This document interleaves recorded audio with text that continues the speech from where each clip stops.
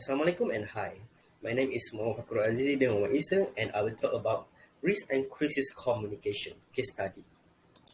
So first of all, this is our group members, which is group 8, Muhammad Azizi bin Muhammad Isa, which is myself, Muhammad Akil Hafiz bin Nazri, Iqbal Nazmi, Muhammad Azizi, Nur Ain binti Mahmud, and Dulkashini Aramuka.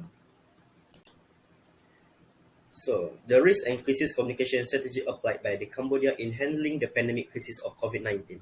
Cambodia is a Southeast Asian country located on the Indo-Chinese continent. Coronavirus disease 2019 is an ailment caused by a new coronavirus named severe acute respiratory syndrome, which was first discovered during a respiratory sickness epidemic in Wuhan, China. It is very infectious and has rapidly spread around the world. On December 31, 2019, it was first reported to the World Health Organization.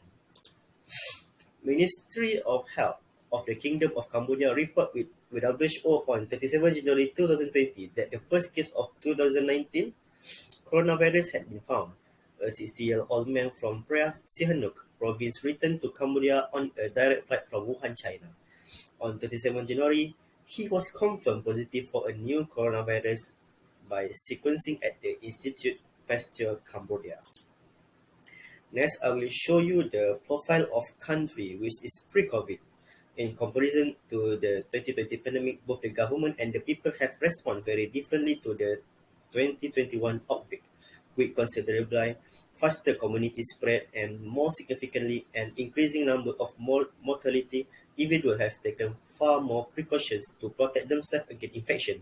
The government did not prohibit cross-province travel until mid-April, and complete lockdown were enacted in Phnom Penh and Tacomau on April 15. Next is the profile of country, which is current state of COVID. In figure 2, this is the number of new case report per day in Cambodia between February 2020 and June 2022, or right now. The COVID-19 case had a high value from May 2021 to October 2021. The COVID-19 case then reduced till the following year, which is 2022. However, from February 2022 to April 2022, the number of COVID-19 cases increased again. Following that, the number of COVID-19 cases continued to fall and is today very low. Next is the biggest issue that Cambodia faced on COVID-19, which is rise in abuse of women during pandemic, socio-economic impact, deaths on decline as more people vaccinated, and fight discrimination amid pandemic. So that's all from me. Thank you. Assalamualaikum and hi, my name is Iqbal and I will present about risk and crisis communication strategies applied by the Cambodia country in handling the issue and challenge related to the COVID-19 crisis. In the early phase of pandemic COVID-19, Cambodia's country has taken an initiative, CARES, the Cambodia Active Response and Expedition Support Program, worth $250 million that helped the Cambodian government respond to the coronavirus disease pandemic COVID-19. Is providing support and strengthening the health system for employees and business, and directing financial transfer to poor and vulnerable households are all part of the COVID-19 master plan. In this table, it contains COVID-19 response budget, expenditure, and actual disbursement in Cambodian country. The COVID-19 response budget had grown to 1.36 billion by early December 2020. The government had spent $769 million of the anticipated expenditure on 12 December 2020. Scaling up, the health response received $28 million, social support received $306 million, and economic recovery received $435 million.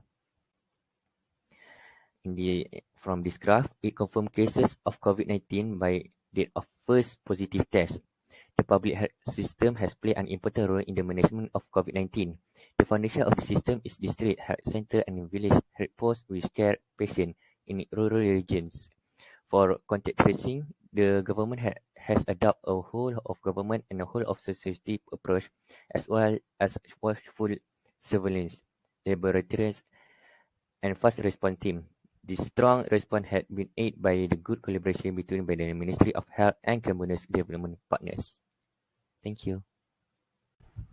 Assalamualaikum and hello to madam and all my friends. My name is Muhammad Akil Hafiz bin Nazri and my metric number is 75830.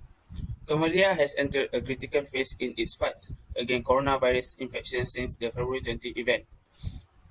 Following the February 20 occurrence, the number of people infected with COVID-19 locally has progressively increased in this graph. Since the start of the crisis on February 20, 19,972 locally acquired cases have been discovered in 24 provinces. The 7-day rolling average of new cases increased from 0.46 on February 2021 to 25.81 on May 23, 2021, with a peak of 44.74 on May 4, 2021. RGC ordered a rigorous lockdown in Phnom Penh during the first 2 weeks of April 2021. In May, the government began to loosen restrictions on economic activities.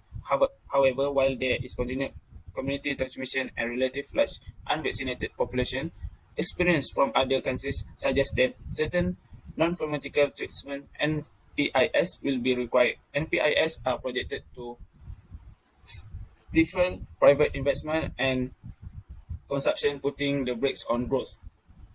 Next, Cambodia's GDP was anticipated to rise by 4.0% in 2021 before the February 20 tragedy. If the February 20 incidents spillovers persist into 2021, growth will be considerably reduced. According to ADB research, decreased mobility is connected to lower domestic private investment and consumption, but not necessarily to lower government consumption. Government investment or net export.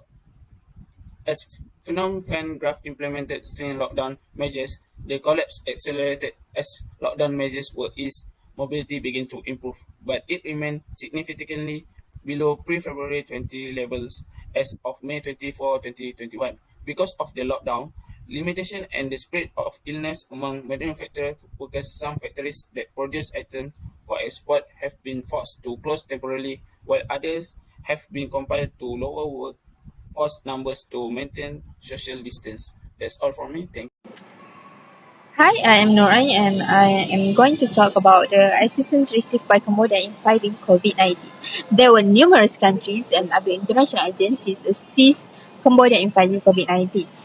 Facing the crisis, the government must choose the most appropriate risk communication strategy in order to save the country and the economy. Cambodian strategists enlisted the assistance of stakeholder relations and health education, but the most to it was China. China was the first country to donate the first batch of COVID-19 vaccines to Cambodia.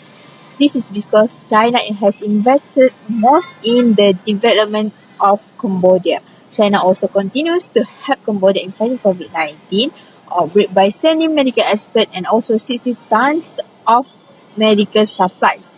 Besides, 1,000 containers of raw material are also being transported to Cambodia to help the country's textile sector. Prime Minister of Kingdom of Cambodia, Samdech Teck Ho Hansen, said that Beijing would continue to provide raw resources to content considering the outbreak. Okay, next, ADB, ASEAN Development Bank. ADB approved $250 million loan to support Cambodia's COVID-19 response or CARES. The CARES program's design and monitoring framework comprises 11 performance indicators and is integrated with the government's COVID-19 master plan. Apart from that, in order to aid the Cambodian government vaccinates Cambodians against the coronavirus disease from 2022 to 2023, including annual booster shots for those already vaccinated and primary doses for children under 5, the ADB also approved $95 million loan. Okay, lastly, German. The German embassy agreed to contribute $1.6 million to help the Cambodian government's COVID-19 emergency response plans as the number of reported COVID-19 cases in Cambodia grows. The World Health Organization (WHO) coordinates development partners' contribution, which include valuable contribution from either the World Bank as well as other funding agencies. That's all from me. Thank you. Hello everyone, my name is Durga and I'll let you all know the ways to improve risk and crises that happen in Cambodia during pandemic based on my opinions and things happen. Okay, first of all was Cambodia saw a high rise in in women abuse during COVID-19 pandemic. To overcome this, the Cambodian government should pay more attention towards women's growth in the society. They ought to accomplish more on advancing orientation correspondence and give them an opportunity to get schooling and public administration. This is because when they have a better schooling, they can work on themselves, including taking great consideration of their youngsters, admissions to the better position, and they can be a spine for the country's financial turn of events too. Next, the socio-economic impact. The COVID-19 socio-economic impact evaluation was taken by UNICEF, intended to guarantee the accessibility of powerful proof of the short, medium, and long-haul impacts of COVID-19 impacts in Cambodia, with an emphasis on especially weak populaces in view of poverty and weak status. I agree with this idea of overcoming them, such as the public authority delivering exchanges of goods, cash, or in kind for the most impacted family. Lastly was discrimination, where on March 17, 2020, the Health Ministry posted on its official Facebook page an update of COVID-19 cases and made reference to the explicit gathering who got the infection, including Khmer Islam. This prompted an explosion of unfair and disdainful remarks on the web. Honestly, I disagree with these prejudicial activities against outsiders in Cambodia give off an impression of being on the ascent. Exiles having progressively given an account of online entertainment, they have been denied section into shops and foundation in Phnom Penh and different spots. In conclusion, the government should show more responsibilities towards their people instead of reacting late when coronavirus, such as closing the borders late and evacuating the people from Wuhan. That's all from me. Thank you.